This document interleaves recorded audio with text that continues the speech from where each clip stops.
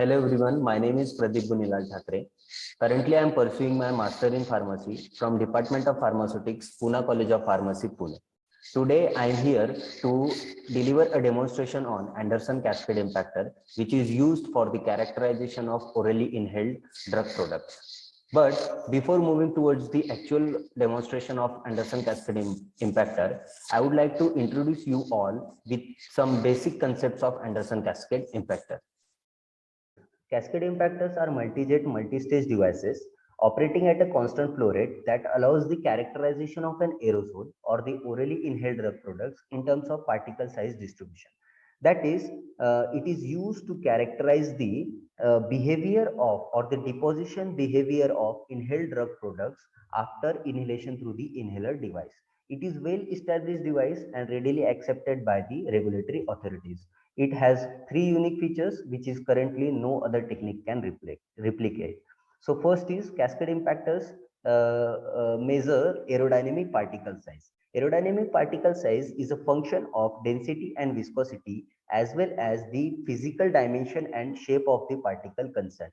That is, it is going to predict the behavior of particle in the respiratory tract, or it is how it is going to behave after inhalation through the inhaler device in our respiratory tract. Then second is cascade impactor measures the active pharmaceutical ingredient. We all know that the inhaled drug product consists of two components, that is first is active pharmaceutical ingredient and second is the excipients, in which the excipients have no role in its therapeutic efficacy. So we know that the excipients we are using in the inhaled product as only as a carrier or to provide a bulk to the formulation. So cascade impactors are going to used for recovering and quantifying the API in the aerosol cloud. And third is the cascade impactors measures the entire dose. And this cascade impactor is designed for the flow rates 28.3 liter per minute, 60 liter per minute, and 90 liter per minute. That is, the 28.3 liter per minute is used for the low resistance devices, while 60 liter per minute is used for the medium resistance devices, and 90 liter per minute is used for the high resistance devices. And the cascade impactors, as we all know, that it is used for the meter dose inhalers as well as dry powder inhalers. Now, next move towards the impactor system. So an inhaler particle sizing system comprises of the following components. There are the four main components. First is the mouthpiece adapter, second is induction port, third is cascade impactor, and the last one is the vacuum pump. So as we all can see here in this image, the mouthpiece adapter. What is a mouthpiece adapter? So mouthpiece adapter, it provides an airtight seal between the induction port and the inhaler which is under the test, or whatever the inhaler we are going to use for the characterization of our formulation. So it is a mouthpiece adapter is fixed in between the induction port and the inhaler. Okay, so we have to attach our inhaler to the mouthpiece adapter, and it is connected through the induction port. And after that we will provide the actuations. Okay, so next is the induction port. Induction port resembles to the throat region of our respiratory system or body.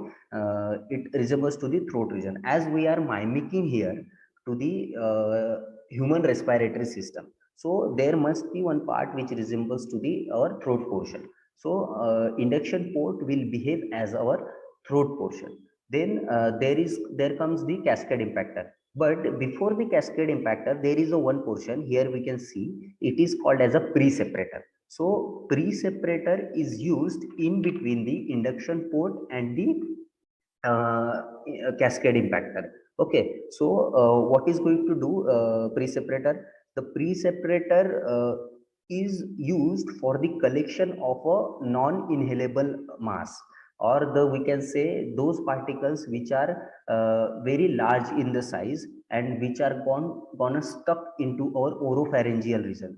For the collection of such kind of particles, the pre-separator is used, and then after that the cascade impactor is placed.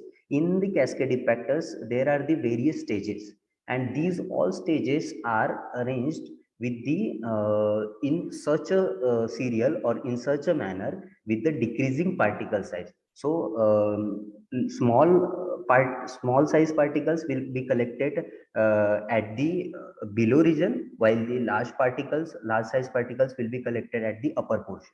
So we can see here in this diagram, every stage is resembling to the corresponding part of our respiratory system. Here we can see that the stage 2 resembles to the pharynx, stage 3 resembles to the trachea and the primary bronchi, then the stage 4 to the secondary bronchi, terminal bronchi resembles to the stage 5, and while the stage 6 and stage 7 represents the alveolar duct and the alveoli respectively.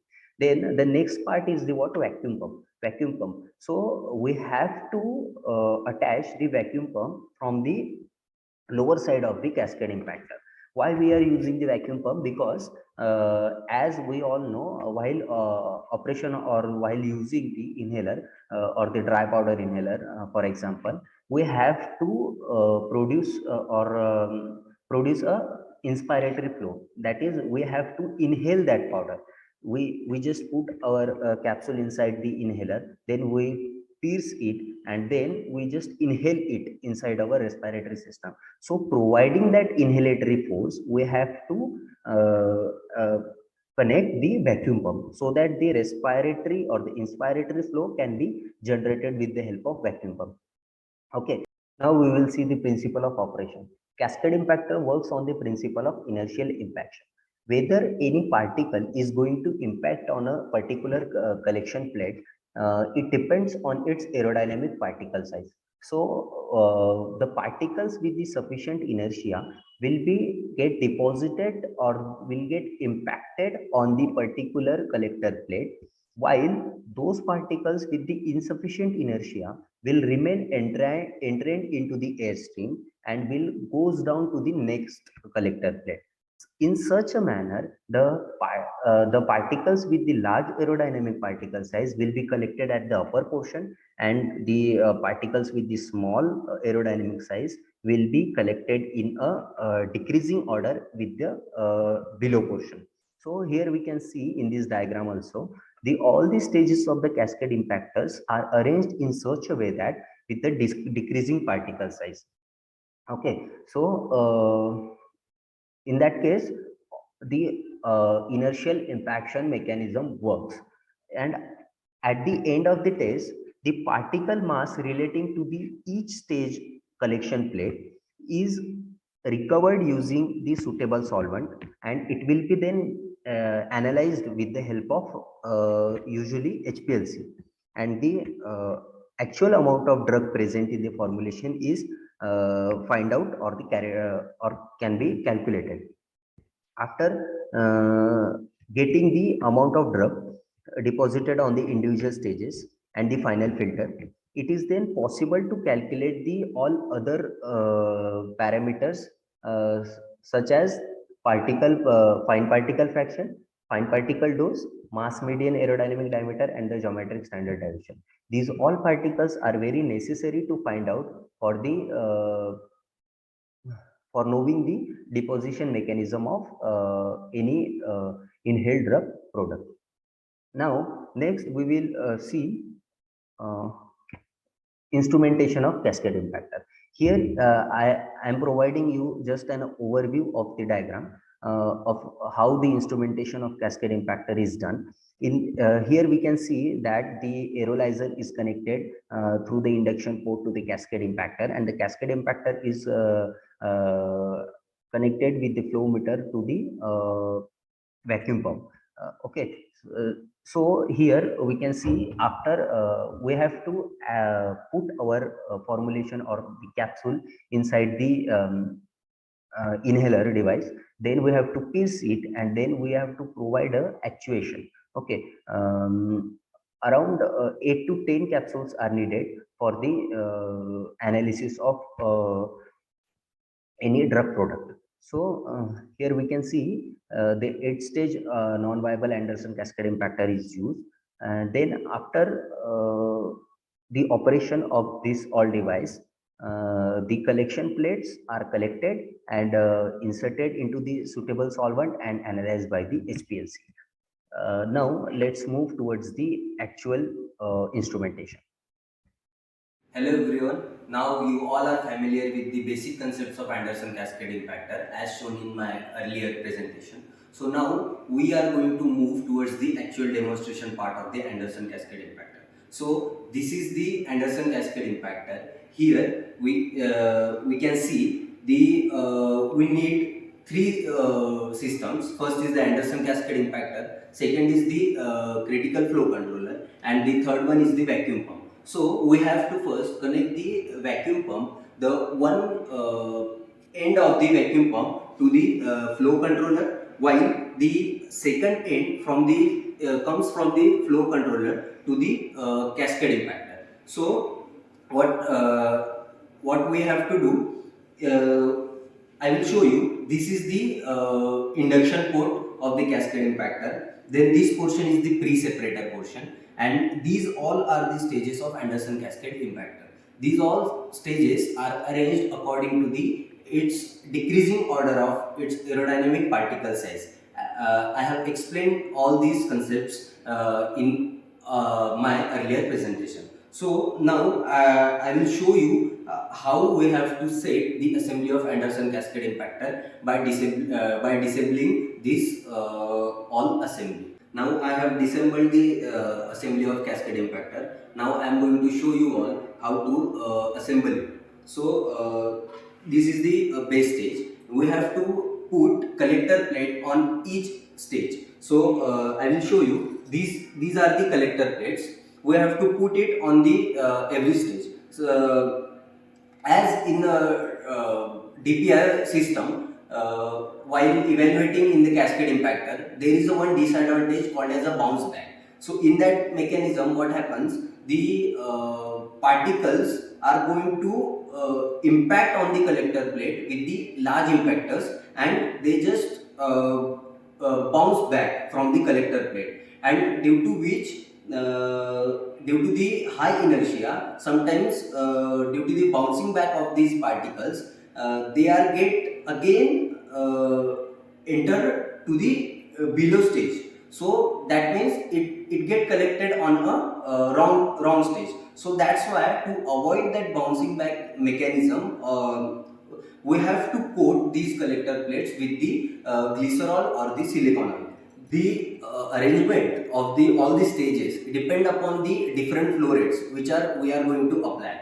That is, I explained you earlier, 28.3 liter per minute, 60 liter per minute, and the 90 liter per minute. So the order of the all stages is different for the different flow rates. Now we are going to arrange these all according to the flow rate 28.3 liter per minute. So in 28.3 liter per minute, the order of all the stages is from 0, 1, 2, 3, 4, 5, 6 and 7. 0 to 7. On these collector plates, on these stages, there is the number mentioned of each stage. So such that this is a 0 stage. So we have to put that stage in on the upper portion. So now we are going to assemble it. So I will take the last stage as a filter stage. Okay, so I will put the filter stage first. Then we have to put again one collector plate above the filter stage. Then we are going to put the stage number 7 and putting every collector plate on each plate.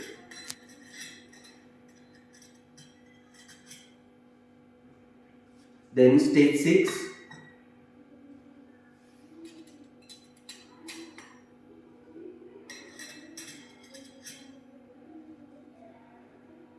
Then stage 5.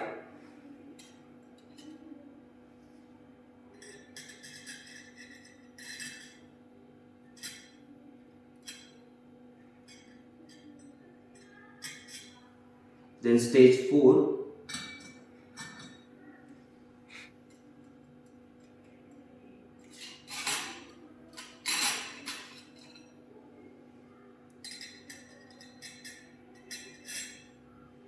Then stage 3.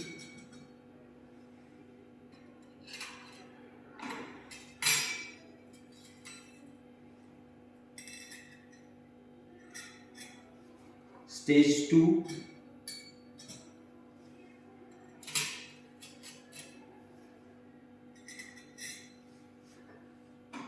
stage 1,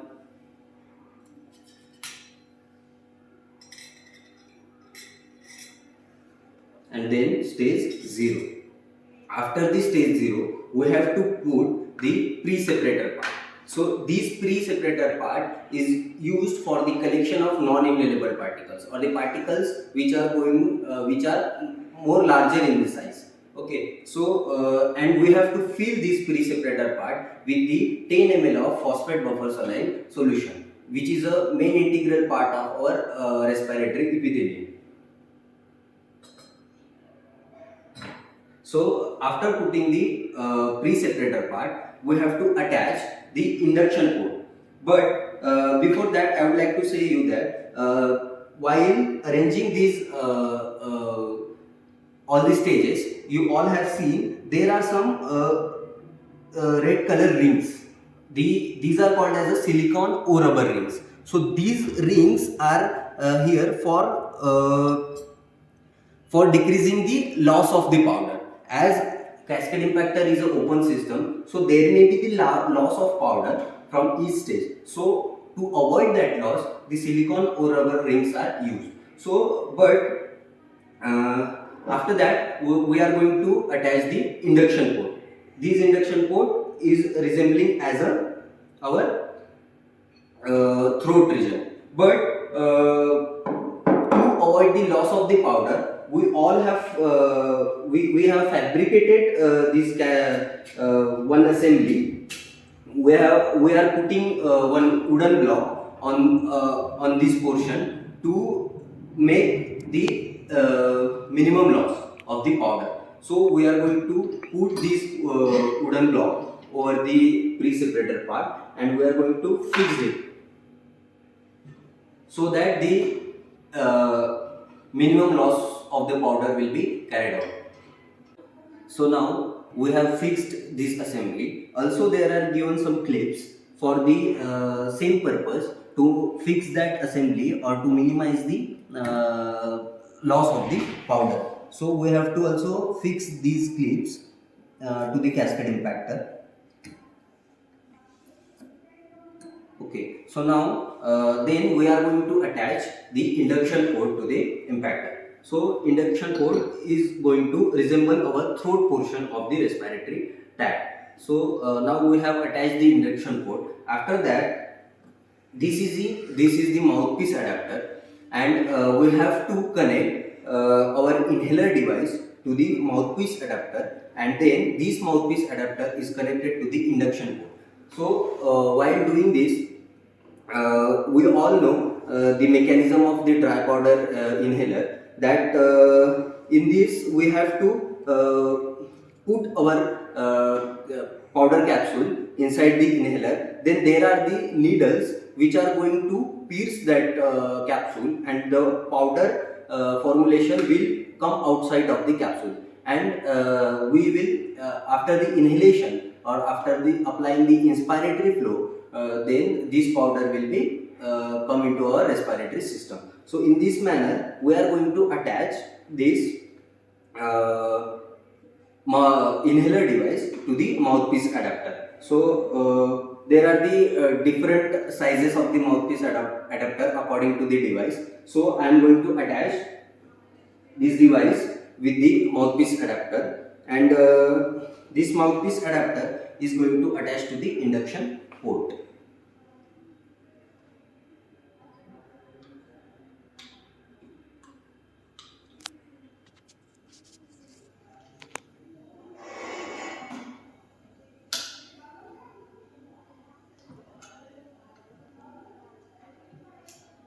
So in such a manner.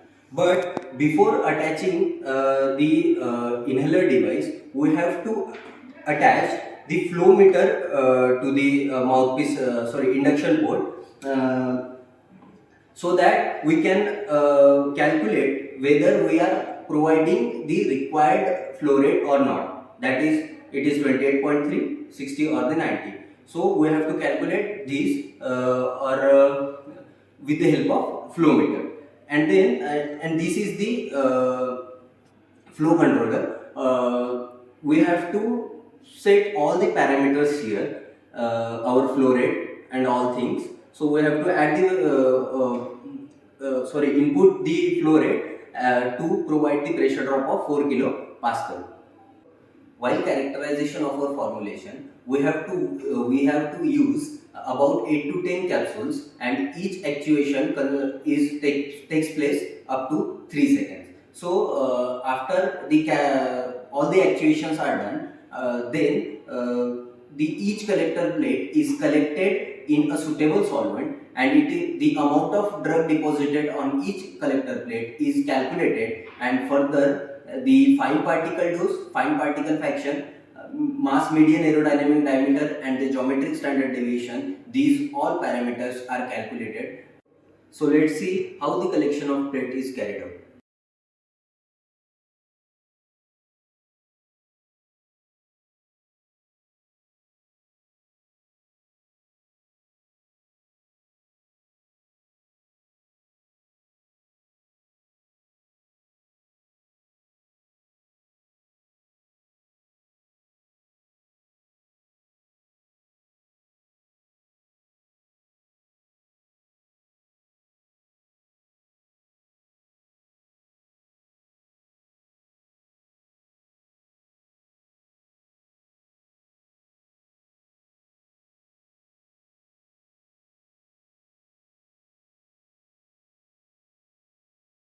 Hope you all have understood the working of Andersen Cascade Impactor. Thank you so much for watching this video.